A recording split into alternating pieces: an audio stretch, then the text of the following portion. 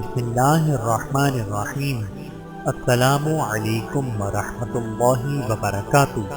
حضرت عطاب رضی اللہ تعالی عنہ بن عفیف کا قبول اسلام۔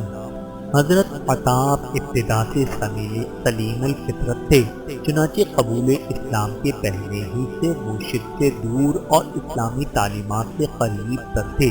فتح مکہ سے ایک دو شب پہلے حضور صلی اللہ علیہ وآلہ وسلم نے ان کی فطرت سلیم کا تذکرہ فرمایا کہ قریش کے 4 آدمی شرک سے دور اور اسلام کے قریب تر اور اس کی طرف راغب ہیں۔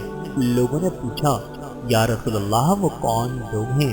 فرمایا، عطاب بن عفیف، جبیر بن مطعم، حکیم بن حزام اور سہیل بن عمرو۔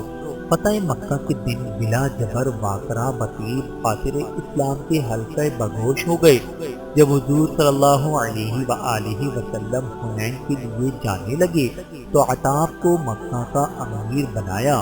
مکے کی عمارت پر سرفراز فرماتے وقت ان الفاظ میں عطاب کی عزت افزائی فرمائی، عطاب، تم کو معلوم ہے کہ کن لوگوں پر میں نے تم کو امیر بنایا ہے؟ اہل اللہ پر۔ اگر مکے والوں میں تم سے زیادہ کوئی موضوع شخص نظر آتا تو اسے بناتا۔ پھر 8 ہجری میں حج کی عمارت کا شرف حاصل ہوا۔